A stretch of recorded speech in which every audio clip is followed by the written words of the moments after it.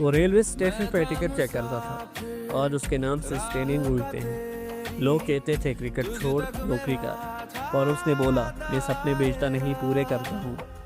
चुप रहता था लेकिन जब बोलता था पूरा स्टेडियम हिलता था। कहीं से भी आओ, सपने अगर सच है तो दुनिया झुकेगी। रेलवे वाला था, लेजेंड बन गया।